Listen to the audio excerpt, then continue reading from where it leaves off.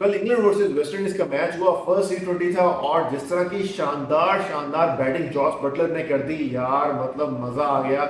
96 run score किए। Unlucky रहे umpire की दोनों कॉल्स जो है हैरी ब्रूक के अगेंस्ट भी गई, जॉस बटलर के अगेंस्ट भी गई। अपना सुकून से ये 100 कर सकता था लेकिन ये मिस्ड दैट, और जिसकी वजह से ये जो है बैटिंग फर्स्ट इंग्लैंड ने 188 रन स्कोर किए और बहुत शानदार शानदार बैटिंग की जॉस बटलर के अलावा।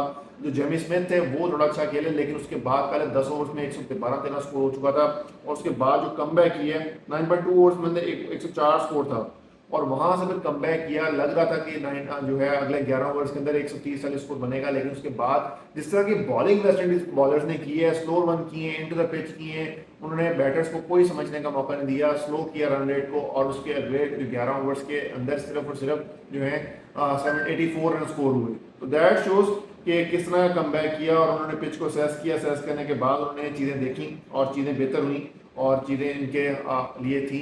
जिस तरह का विकेट था मेरे ख्याल से यहाँ पे चेज होना चाहिए था, लेकिन जो वेस्ट इंडीज के बैटर थे वो कोई बैटर भी जो था वो आराम से नहीं खेल सका। लुइस थे जिन्होंने 39 रन स्कोर किए थे इस बॉल्स के ऊपर, जब वो जैकब बेथल को तीसरा छक्का मारने गए तो वहां से आउट हुए। उसके अलावा बाकी सारे बैटर स्ट्रगल करते रहे।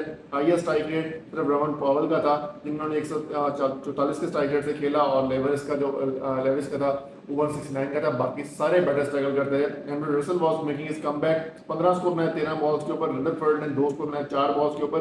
रसल 6 से 24 स्कोर बनाए 20 बॉल्स के ऊपर, और 16 जेसन होल्डर ने बनाए, और इस तरह 21 रन से ये मैच वेस्ट इंडीज हारी।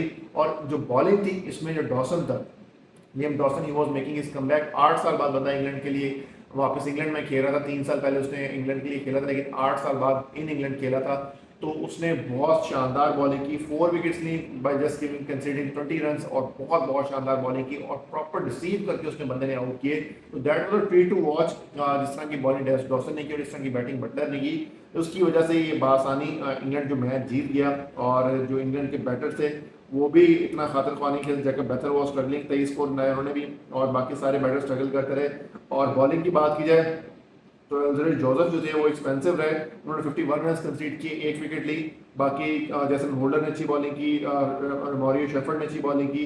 एंड्रे रसल ने 2 ओवर 25 रन ये कंसीड किए, एक्सपेंसिव रहे। और स्पिनर्स ने बहुत शानदार बॉलिंग की और इन्होंने कंटेन किया 4 ओवर में 21 रन देके, जिस तरह की मोदी ने बॉलिंग की। और उसकी बेसिस के ऊपर जो एक टारगेट एक टाइम पर 200 ओवर लग रहा था उसको रिसेट करते हुए 188 पे किया, और वहां से फिर इंग्लैंड ने अपने स्पिनर्स की बदौलत ये मैच जीता। बहुत शानदार मैच हुआ, बहुत जबरदस्त हुआ। अंपायर्स कॉल ना होती तो Buttler would have scored another 100, लेकिन अनफॉर्चुनेटली 96 पे आउट हुआ, और मैन ऑफ द मैच जो है लेविन डॉसन को दिया गया। मेरे ख्याल से बटलर जो है वो डिजर्व करता था, लेकिन जिस तरह की डॉसन ने बॉलिंग की है, जिस तरह रिसीव किया, ट्रस्कोथिक भी पोस्ट मैच जो है ड्यूरिंग प्रेजेंटेशन जो है वो ये बात कर रहे थे कि इसी तरह डॉसन जो है वो कह रहा था कि मुझे लग रहा है कि मैं अपना डेब्यू कर रहा हूँ, 8 साल बाद बंदा इंग्लैंड के अंदर दोबारा खेल रहा, तो ऑब्वियसली चीज़ें होती हैं। उन्होंने भी बहुत सारी चीज़ें पिन पॉइंट की कि क्या चेंजेस लेके हैं, सेम एक्शन के साथ जिस तरह सेंटर बॉलिंग कर रहे हैं, सेम एक्शन के साथ वो थोड़ा तेज कर रहे हैं, स्लो कर रहे हैं, जिसकी बेसिस के ऊपर उनको विकेट्स मिल रही हैं, रिसीव कर रहे हैं इन द एयर भी और इनटू द पिच भी। बाकी आपका इस मैच के बारे में क्या ख्याल है?